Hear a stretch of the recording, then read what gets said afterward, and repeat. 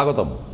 আজকে একটা পৌরাণিক ঘটনা বা কাহিনী বলতে পারেন দিয়ে অনুষ্ঠান শুরু করব, কিন্তু শুরু করার আগে বলি যে আমার প্রিয় অতিথি, আমার ব্যক্তিগত বন্ধুও বটে, তার অনুষ্ঠান আপনারা নিয়মিত দেখছেন এবং এটাও আমি বুঝি যে অনেক সময় মিস করে যান। ঘাবড়াবার কিছু নেই, আপনারা করবেনটা কি যে সিটিভিএন একেডি প্লাস এটাতে চলে যাবেন। ইউটিউব প্রত্যেকের আছে, ইউটিউব ডাউনলোড করে নেবেন, যদি না থাকে আছে তো বটেই।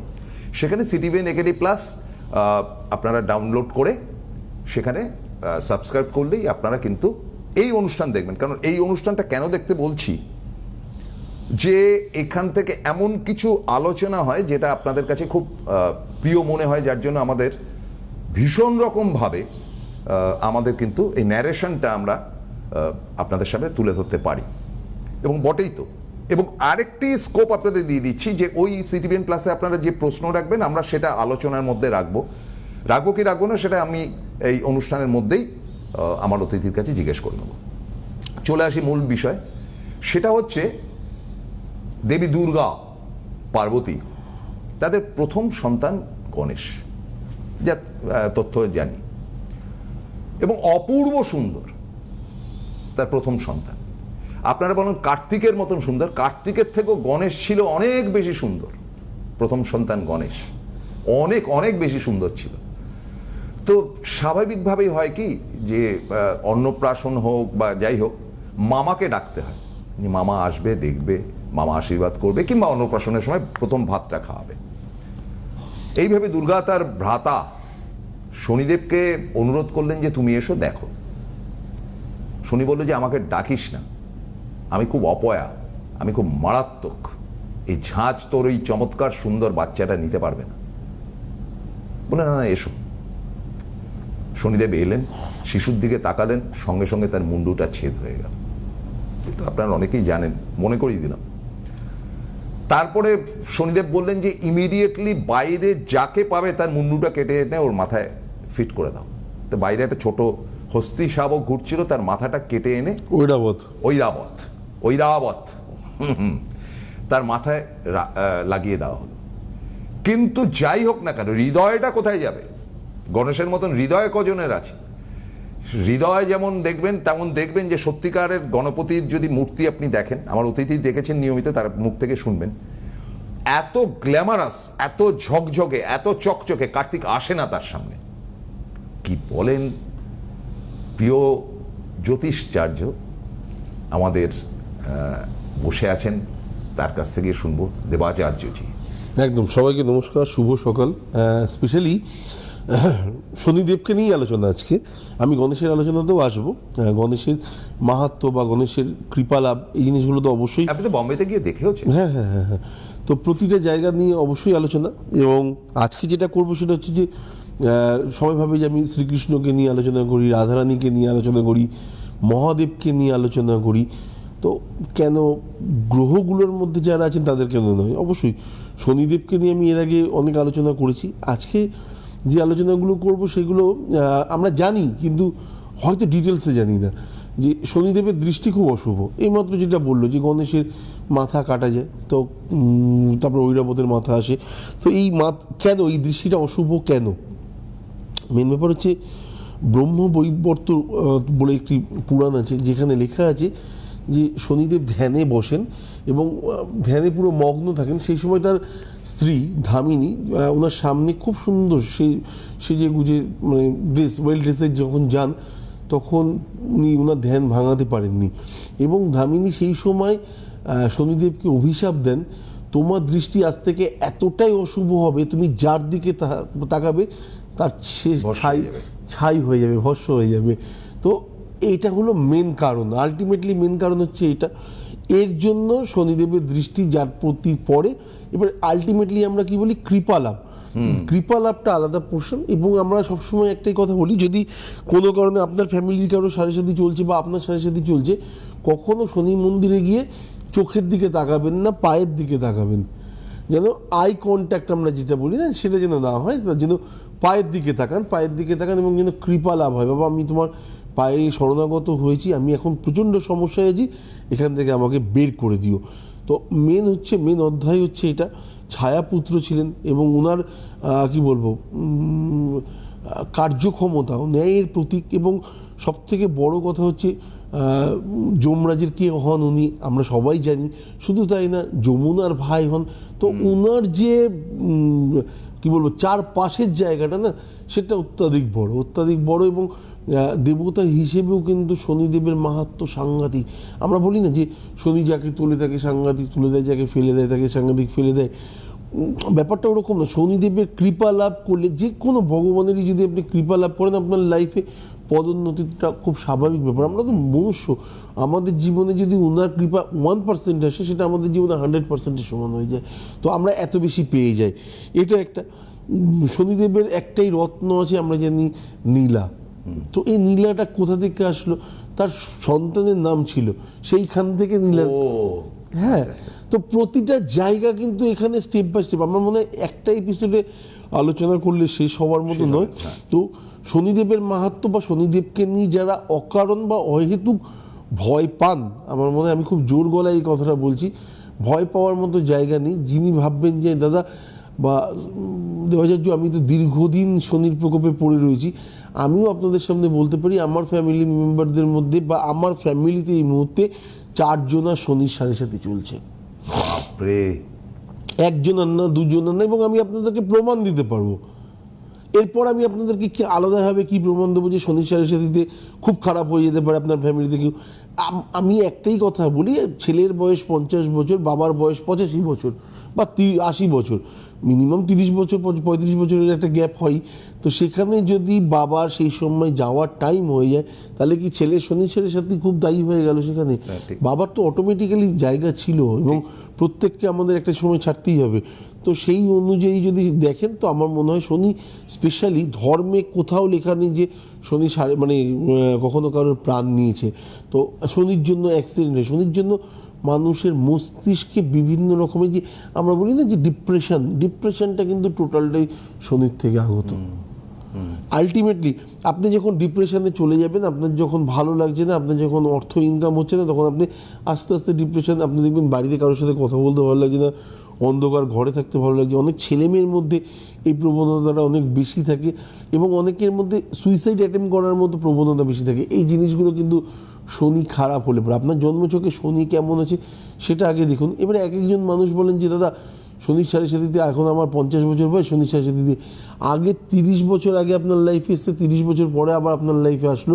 এই মাঝখানে 30 বছর যে সময় আপনি পেয়েছেন, তাতে নিজেকে কোনো কারণে শুধরাননি। যদি শুধরাতেন, তাহলে পরে আপনার লাইফে এই ধরনের সমস্যা কখনোই আসতো না।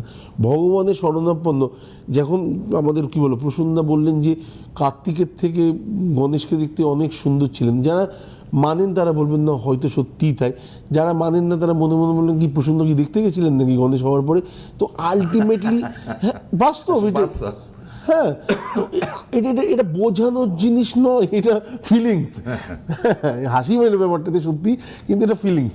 যদি প্রসূনদা দেখতে যাননি, কিন্তু প্রসূনদাও সেই পুরাণ থেকেই পড়েছেন, যে পুরাণটা প্রসূনদার বাবা বা প্রসূনদার ফ্যামিলির কেউ লেখেননি, লিখেছেন আপনার আমার প্রসূনদারই উত্তরসূরিরা, যারা ছিলেন পূর্বসূরিরা ছিলেন, তারা লিখে দিয়ে গেছেন। আমরা উত্তরসূরি হয়ে সেগুলোকে চলছি, সেই রাস্তাতে চলছি। তো ব্যাপারটা হচ্ছে মানলে অনেক কিছু, না মানলে কিছু না। হ্যাঁ, মানুষ খারাপ সময় বলে ঠিক আছে আপনার কথা বিশ্বাস করে দেখি কি হয়, ওটাকে মানা বলে না, ওটাকে বলে ঠিক আছে লাগলে তুক নইলে তাক। এটা হচ্ছে ব্যাপার। তো মানা হচ্ছে এরকম যেদিনকে অন্তরাত্মা থেকে বলবে না, মানার প্রশ্ন আসছে কেন? না আছে তো অনেকেই আছে যে আমি অ্যাস্ট্রোলজিতে বিশ্বাস করি না। আপনি দেখুন, আপনি বিষ্ণু ভক্ত, এবং আপনার কাছে বিষ্ণু বা কৃষ্ণের ফান্ডা যা আছে সে পশ্চিমবঙ্গে খুব কম লোকের কাছে আছে। আমার কথাটা হচ্ছে যে আপনি একটা সাবজেক্ট যখন ধরেছেন, আমাকে তো ন্যায় তো সেটাকে ইয়ে করতে হবে। এবং এখানে যেটা ব্যাপার যে আপনি সম্প্রতি গাড়ি চালিয়ে পুরী হয়ে আপনার তিরুপতি হয়ে শিরডি হয়ে তারপর ফিরেছেন। এই শিরডিতে আমার একটা অভিজ্ঞতা, যেটা পরে আমি আপনাকে সাই বাবার ওখানে, তো আমি দেবাচার্যজিকে পার্সোনালি জিজ্ঞেস করেছিলাম, আজকে প্রকাশ্যে জিজ্ঞেস করছি। যে শিরডির ওখান থেকে একটা সামনে একটা শনির শনি মন্দির শনি মন্দির, সেটা নাকি সাংঘাতিক। তো আমাকে একজন বলেছিল যে কেউ দেখতে যাইয়ে না ইধার, তো আমার হয়নি, কিন্তু ওনার বারংবার হয়েছে। সেটা নাকি একটা সাংঘাতিক পাওয়ারফুল। হ্যাঁ, একদম ঊর্জা, আলটিমেটলি ঊর্জা। হ্যাঁ, তো এই ঊর্জাটা সাংঘাতিক কাজে লাগাতে হবে। মানে আলটিমেটলি আমি যদি বিশ্বাস করি, বা আমার যদি আমি তো বারবার করে বলি, আমাদের হয়তো এখানে মন্দির বলতে হাতে গোনা কয়েকটা আমরা নাম জানি যেগুলোতে আমরা যাই। তো বাকি যেগুলো আছে, আমাদের এখানে কালীঘাট আছে, আমাদের এখানে দক্ষিণেশ্বর আছে, স্বামীনারায়ণ টেম্পল আছে, তো এখানে আছে গুরুদ্বারাও বেশ কয়েকটা আছে। তো বাকি যদি আমি বলি সেরকম নেই, কিন্তু আপনি যদি একদম সাউথে চলে যান তাহলে দেখবেন মন্দিরই মন্দির, চারপাশে মন্দির, এবং সেগুলো অদ্ভুত সুন্দর এবং হ্যাঁ বাস্তব। এবং ওখানে না মানে কি বলবো, সিস্টেমটাও এত সুন্দর যে আপনি লাইনে দাঁড়িয়ে থাকবেন, আস্তে আস্তে এগিয়ে ঠিক দর্শনটা হয়ে যাবে। পুজোটা এইভাবে আমাদের এখানে যেভাবে পুজো হয়, ওদের ওখানে পুজোটার মধ্যে ডিফারেন্স আছে, ওখানে দর্শন হয়। তো এটা গেল একটা। আর যে শনি মন্দিরের কথা বলছিল, সেখানে আমি জানি না সবাই পৌঁছাতে পারেন কিনা, কিন্তু পৌঁছানো বড় কষ্ট। হ্যাঁ, যদি পৌঁছানো যায় সেক্ষেত্রেও অনেকটা লাভ। এবং আমি তো বারবার করে একটা কথা বলি, দেখুন যাদের লাইফে সত্যি আর্থিক ক্রাইসিস চলছে না, গতকালকেই ডেট চলে গেছে, আজকে মনে হয় আর কারোর সম্ভব হবে না, 24 তারিখ তিরুপতি টিকিট একদিনই ওপেন হয়। গত 24 তারিখ আমার অলরেডি গতকাল বুক হয়ে গেছে আবার নেক্সট মান্থের জন্য, 3 মাস পরের জন্য, তো তিরুপতিতে যাওয়ার। তো এইটা প্রতি বছরই যান না, আমার বছরে 2বার বা 3বার হয়। 2-3 বার? হ্যাঁ, আবার 3 মাস পর আছে আমার। তো গতকালই টিকিট কাটা হয়েছে। এবার কি গাড়ি নিয়ে নাকি? হ্যাঁ, একদম। এবং বিভিন্ন জায়গায়, ওখানে একাদশী মন্দিরও আছে একটা জায়গাতে। কেন একাদশী ওখানে একা আছেন সেটাও একটা কারণ আছে। তারপরে বাকি হচ্ছে যে কি বলবো, বিভিন্ন পার্ট। এটা যদি মনে হয় যে না আমি আর্থিক কারণে সত্যি ভুগছি, একবার তিরুপতি দর্শন করুন। বারবার বলেছি, আগেও বলেছি, এখনও বলছি, যেখানে দেবাচার্যকে আপনাকে আলাদা করে পারিশ্রমিক দিতে হচ্ছে না, কিন্তু দেবাচার্যের কথাটা যদি আপনি শোনেন বা কাজে লাগান বিশ্বাসের সাথে, আপনি দেখবেন আপনার লাইফ আগামী 6 মাসের মধ্যে চেঞ্জ হচ্ছে কিনা। যদি না হয়, লাইভ প্রোগ্রাম আছে, তো ফোন করে আপনি আমাকে বলুন, আমি নেক্সট টাইম থেকে লাইভে আসবো না। এর থেকে বড় চ্যালেঞ্জ কী করবো? না, বাস্তবিকই তাই। একদম। তো এগুলো সাংঘাতিক। এই যে একটা কথা বলে যে তেল দিয়ে শনির পুজো প্রক্রিয়া বা তন্ত্রমতে ইত্যাদি, যে ব্যাপারটা না, কোনো তন্ত্রমতে না, এগুলো কোনো তন্ত্রমতে না। এগুলো যারা বলেন সেগুলো ভাড়ামো একটা জিনিস হয়েছে। আমি তার থেকে বাইরে গিয়ে কথা বলি, তো হয়তো কথাগুলো শুনতে অস্পষ্ট, মানে খারাপ লাগতে পারে, কিন্তু আলটিমেটলি হচ্ছে তেল বা কালো তিল কেন শনিদেবের প্রিয়, ব্যাপারটা এটাই তো। তন্ত্রমতে কোথাও তাকে দান করতে হবে এটা কোথাও লেখা নেই। এটা হচ্ছে রাবণের সাথে যখন যুদ্ধ বাঁধে, তখন তাকে শনিদেবকে ছুঁড়ে ফেলে দেওয়া হয় পাহাড়ের ওপরে, এবং শনিদেব যেখান থেকে গিয়ে আরেকটা পাহাড়ের ওপর পড়ে, সেখানে ক্ষত বিক্ষত দেহ এবং প্রায় ভঙ্গুর অবস্থায় ছিলেন। সেখান থেকে একমাত্র হনুমানজি তুলে নিয়ে এসেছিলেন, নিয়ে এসে আরেকটা জায়গায় যখন রাখেন ওনাকে, মানে রাবণের হাত থেকে বাঁচানোর জন্য, তখন কিছু কি বলবো যোগী মানুষ ওখান দিয়ে যাচ্ছিলেন। তারা শনিদেবের ওই বিশাল চেহারা দেখে তাকে তুলে নিয়ে যাবেন কী করে, ফার্স্টে সেটা চিন্তা করেন, তারপরে তুলে নিয়ে গিয়ে আশ্রমে রাখেন, এবং সেখানে দীর্ঘদিন তাকে সর্ষের তেল, কালো তিল এগুলো দিয়ে সেবা করেন, এবং খুব তাড়াতাড়ি আরোগ্য লাভ করেন শনিদেব। এবং তারপর থেকে উনি বলেন যে যোগীরা আমাকে করেছেন তাদের তো কৃপা লাভ অবশ্যই হবে। শুধু তাই নয়, আগামী দিন যারা আমাকে এই সর্ষের তেল বা কালো তিল শনিবার দেখে দান করবে, তাহলে পরে তারও কৃপা লাভ থাকবে। এটা হচ্ছে মেন উদ্দেশ্য এখানে তন্ত্রমতে। বা আমি এই একটাই কথা বললাম, যেটা অনেস্টলি মানে শাস্ত্রে যেটা লেখা সেই অনুযায়ী গেলে পরে আমি যেটা বললাম সেটা 100% ঠিক, কোথাও ভুল নেই। কিন্তু এবারে বাকি আপনাকে কেউ যদি বোঝানোর হয়, তো আপনার ভাগ্য খুলে যাবে, তিল আর 3 দান করুন, এরকমটা নয়। আপনি শনিদেবের কৃপা লাভ করতে গেলে আপনি এটা করতে পারেন, ভালো, এটা খারাপ জিনিস না। আমাকে আমার একজন খুব ঘনিষ্ঠ একজন, তাকে কোনো অ্যাস্ট্রোলজার বহুদিন আগে, অ্যাস্ট্রোলজার বলেছে, ব্রাহ্মণ পণ্ডিত, আচ্ছা, তাকে নাকি দেখে বলেছে যে তুমি শনির জাতক। আচ্ছা, বেশ শনির জাতক, তুমি অত টেনশন করবে না শনি নিয়ে বা শনির 7.5 নিয়ে। একটা ব্যাপার বাস্তব, যে শনিবারটা তুমি পালন করো, এবং শনিবার তুমি মুখ দিয়ে যে কথাটা বলবে সেটা খেটে যাবে। এবং ভদ্রলোক খুব কেয়ারফুলি 2-1বার লুজ টক করে ফেলেছিলেন, মানে কোনো একটা কথায় একটা ধপ করে একটা বাজে কথা বলে ফেলেছিলেন, এবং সেটা ঘটেছিল। একবার এক বৃদ্ধকে দেখে বলেছিল যে শনিবার, যে এ তো বেশি দিন নেই, মানে আনমনা বলেছে খুব ক্যাজুয়ালি তার ফ্রেন্ডদের বলে, তিনি চলে গিয়েছিলেন উইদিন 6 months। ফলে উনি শনিবার দিন খুব কনসাস থাকে। তাহলে এই লোকটার সম্বন্ধে কি বলবেন, যে এই শনির জাতক হলে ইতিবাচক একটি চরিত্র? একদম, উনি তো মিথ্যা কিছু বলছেন না, উনি যেটা বুঝতে পারছেন বা ওনার মধ্যে যে ওনার মধ্যে যে ফিলিং একটা আসে, অবশ্যই আসবে। আপনাকে দেখে আমার মনে হলো যে না, প্রসূনদা এখন ঠিক আছে, প্রসূনদা আগামী দিন সুস্থই থাকবে, কারণ প্রসূনদা আপনার কোনো প্রবলেম নেই। তার মানে এই ফিলিংসটা তো আমার মুখ দিয়ে বলার লোক ওনার, তো এটা বলেইছেন, তার জন্য এটা হয়েছে। আপনি খেয়াল করে দেখবেন, আমি লাস্ট 23 তারিখ অবধি বলেছিলাম যে ফ্লাইটে ওঠার ব্যাপারটা খুব সাবধান, বলেছেন, মনে পড়ছে? হ্যাঁ। ছত্তিশগড়ে পরশু, মানে 23 তারিখের কেসই বলছি, একটি ছেলে কারেন্ট খেয়ে, সেদিনকে স্পেশালি আমাদের মুকুল বাবু মৃত্যুর দিন ছিল বলে এতটা হয়তো কভার হয়নি, খবরটা দেখানো হয়নি। তো স্পেশালি সেই ছেলেটি কারেন্ট খায় এবং তাকে ওই প্যারামেডিক্যাল যে আমাদের এয়ারবাস হয়, সেই এয়ারবাসে করে নিয়ে যাওয়ার জন্য তার ফ্যামিলি এবং প্যারামেডিক্যাল স্টাফ মিলে একটা ফ্লাইট নিয়ে যাচ্ছিল, মাঝ আকাশে গিয়ে সেটা ভেঙে পড়ে যায়। হ্যাঁ। তো এটাও 23 তারিখেরই ঘটনা, লাস্ট 23 তারিখ। তো মেন ব্যাপার হচ্ছে এগুলো না স্টেপ বাই স্টেপ আপনারা, মানে যে যার সাথে যুক্ত থাকে, আমাদের প্রসূনদা সঞ্চালনার সাথে যুক্ত দীর্ঘ দিন ধরে এক্সপিরিয়েন্স মানুষ, ওনাকে আলাদা করে বলতে হবে না যে এর সাথে বসলে কি করতে হবে, ওর সাথে বসলে কি করতে হবে। তো যে সাবজেক্ট নিয়ে চলে, তো আমার মনে হয় যারা অ্যাস্ট্রোলজি নিয়ে রয়েছেন তাদেরকেও বোঝাতে হয় না যে এই সময়টাতে কি হতে চলেছে বা কি হতে পারে। হ্যাঁ, অনেক ক্ষেত্রে অনেকে বলবেন দাদা আমি ওর কাছে গিয়ে এই হয়েছে সেই হয়েছে, ব্যাপারটা সেটা নয়। উনি আপনার খারাপ করতে চেয়েছেন বা আপনার কাছ থেকে অর্থ নিয়ে খারাপ জিনিস দেবেন, এটা কখনোই নয়, এটা কোনো মানুষই চান না। আমার স্পেশালি যেটা মনে হয় যে কোনো কারণে হয়তো তার রেমেডিটা আপনার কাছে কাজ করেনি সেই সময়টাতে, এবং আগামী দিন করবে না তার কোনো মানে নেই। আপনি তার বিশ্বাসটাতে অ্যাটলিস্ট খানিকটা বিশ্বাস রাখুন, ওয়েট করুন, আমার মনে হয় সেই জায়গাটাতে কাজে দেবে। কেউ আপনার সাথে কখনো মিথ্যার আশ্রয় নিয়ে চলবে এটা হতে পারে না। আমার মনে হয় সেও হয়তো অনেক বিশ্বাসের সাথে জিনিসগুলো দিয়েছিল আপনাকে, কিন্তু কোথাও না কোথাও আপনার ইনস্ট্যান্ট কাজ করেনি। আমরা তো এখন সব কিছু ইনস্ট্যান্ট চাই, তো ইনস্ট্যান্ট হয়তো কাজ করেনি, কিন্তু আগামী দিন করবে না এটা নয়। হ্যাঁ, আর অনেকে জেনে শুনে ডিস্টার্ব জিনিস দেন বা কি বলবো মিথ্যার আশ্রয় নেন, সেটা তাদের কি বলবো, তাদের জন্য শনি সেরে দিত না থাকলো। আবার একটা বিস্ফোরক প্রশ্ন করি, কারণ এগুলোর উত্তর আপনি দিতে পারেন বলেই আপনাকে করি ভালোবেসে। সেটা হচ্ছে আমাদের একটা তো ছেলেবেলা ছিল, আমরা দেখেছি বাড়িতে নিয়মিতভাবে সত্যনারায়ণের পুজো হতো, একদম ঠাকুমা পাঁচালি পড়তেন পুজোর পর, ঠাকুমা শেষে পুজো করলেন। আমরা দেখেছি শনি পুজো হয়, কিন্তু সেটা ছাতে হতো, ছাতের পাশেই উঠানে হতো, যার বাড়িতে উঠান আছে উঠানে হতো। শনি পুজোটা খুব শান্তিপূর্ণভাবে হয়ে যাওয়ার পর শনি সিন্নিও থাকতো, একদম। তারপরে সত্যনারায়ণের পাঁচালি পড়া হতো, একদম। সেটা কেন? তুমি প্রচুর আগুন খেয়ে ফেলেছো, এবার একটু জল খাও।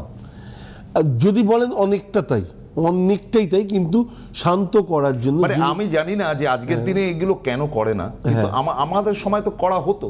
তখনকার দিনের মানুষের এত টেনশন থাকতো না, এত স্ট্রোকও হতো না, কিচ্ছু ছিল না, পিসফুল লাইফ ছিল। কোনো এত ঝঞ্ঝাট, এত জটিলতা, এত এআই এর মধ্যে জড়ায়নি নিজেকে। রাত্রিবেলা 2টো অবধি হাতে মোবাইল নিয়ে রাখেনি ওরা।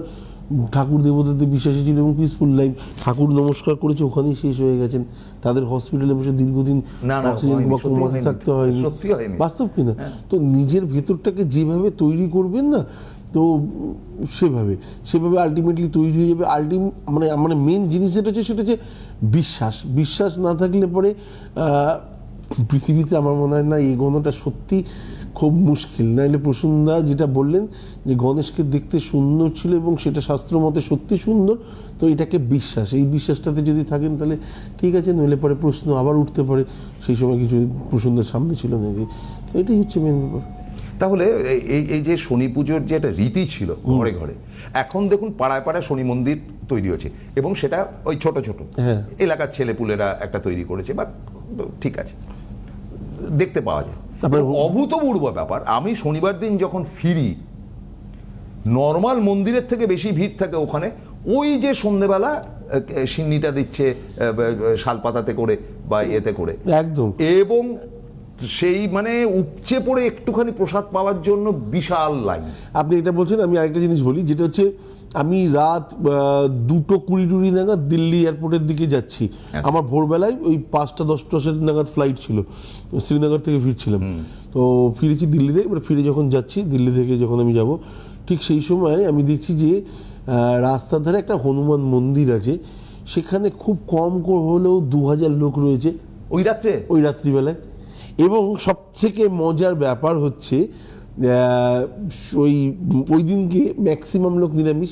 ওই দিনকে বাজারে আমরা যেটা বলি ওয়াইন শপ, সেটা বন্ধ থাকে ম্যাক্সিমাম, কারণ সব থেকে লোয়েস্ট সেল সেদিনকে হয়, বিক্রি হয় না, একদমই হয় না। এবং হনুমানজির মন্দিরে কেন এবার রাত 2টোর সময় হনুমান মন্দিরে ভিড়? আমি আগের দিনকে একটা কথা বলছিলাম না, যে হনুমানজিকে দিনের বেলায় বা তার নাম করা বা তাকে স্মরণ করাটা কখনোই উচিত না, নাম্বার 1। কারণ হচ্ছে সে দিনের বেলায় রেস্ট নেন। তিনি সকালবেলায় যখন সূর্য উদয় হয় তখন উনি শুতে যান, এবং রাত্রিবেলায় সন্ধ্যেবেলায় যখন সূর্য অস্ত যায় তখন উনি ওঠেন। উঠে তারপরে উনি ওনার কাজকর্ম শুরু করেন। ওনাকে ডাকতে হলে পরে সন্ধ্যেবেলার পর ডাকুন। তাই নাকি? একদম। মানে হনুমান চালিসা পড়া উচিত সন্ধ্যেবেলা? একদম। আপনি কোনো মন্দিরে দেখেছেন হনুমানজিকে পুজো হয় দিনের বেলা? রাত 2টোর সময় কথা বলছি, মানে তখন 2000 মানে আমি যা দেখছি দেবাচার্যজি পুরো সিস্টেমকে একেবারে নাড়াচাড়া দিয়ে উঠছেন। হ্যাঁ, আমরা তো সকালবেলাতেই হনুমান চালিসা পড়ার ব্যাপার। হনুমানজির অভিশাপ হচ্ছে, যদি তুমি দিনের বেলায় আমাকে স্মরণ করো বা আমাকে ডাকো, তাহলে পরে তুমি অর্ধপেটা থাকবে।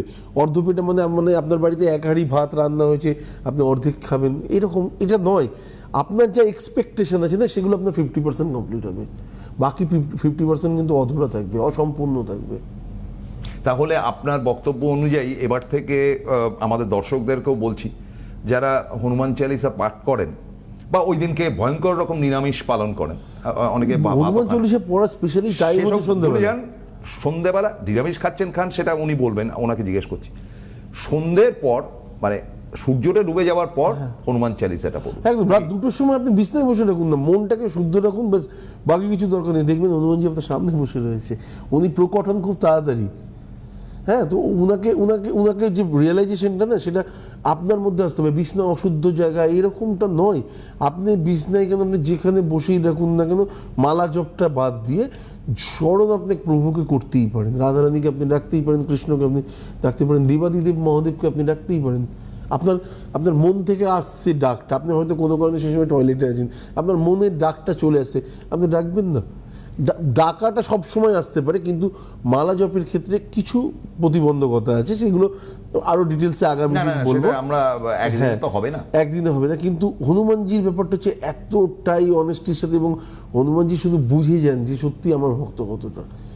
তো আপনি যদি ডাকেন না, উনি আপনার মানে কি বলবো, যে কোনো প্রবলেম নিয়ে শুনুন। এবং সাথে সাথে নিজেরা খুব ওরিড থাকেন, হনুমানজিকে ডাকুন, বলুন বাবা অ্যাটলিস্ট বলো, কিছু তো করো, মন থেকে বলুন। দেখুন অটোমেটিক্যালি আপনার প্রবলেম কমতে কমতে যাবে। আপনি দক্ষিণাকালীকে স্মরণ করুন। দক্ষিণাকালী হচ্ছে শনিদেবের গুরু, তো গুরুর কথা শিষ্য শুনবে না, হতে পারে? আচ্ছা, ওই শনি মন্দিরে যে কালীটা থাকে একদম দক্ষিণাকালী। ও, দক্ষিণাকালী আর আপনার কাছে সব গুরু এবং শিষ্য পাশাপাশি থাকে। আরেকটা কথা যেটা দেবাচার্যজি গতকাল বলেছেন, সেটা বড় ভয়ঙ্কর কথা। সেটা আমি পাড়া প্রতিবেশীকে যখন রাত্রিবেলা বললাম, তাদের বোধহয় লজ্জা পেল।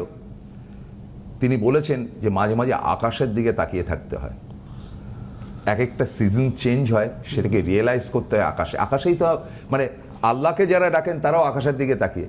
আমরা ঈশ্বরকে বলি না, ঠাকুর দেখো সবাই আকাশে, সব ধর্মের ঈশ্বর কিন্তু আকাশে। জেসাস ক্রাইস্টকে করছেন মাথাটা নিচু করে, লাস্ট চুমুটা খাচ্ছেন আকাশের দিকে। তো এটা কিন্তু একটা শিক্ষা তিনি দিয়ে গেলেন, মাঝে মাঝে আকাশের দিকে তাকান, আকাশ আপনাকে বলবে। না, কখন শরতের মেঘ আসবে আপনি তো দেখতে পাবেন না, পেজাতুরার মেঘটা তো আসার দরকার আছে। প্রোগ্রামটা যে শেষ হয়ে গেল, খুব খারাপ লাগছে। আচ্ছা, পরের দিন আবার আলোচনা করা যাবে। দেবাচার্যজিকে অনেক অনেক অনেক অনেক হৃদয় থেকে নমস্কার জানাই।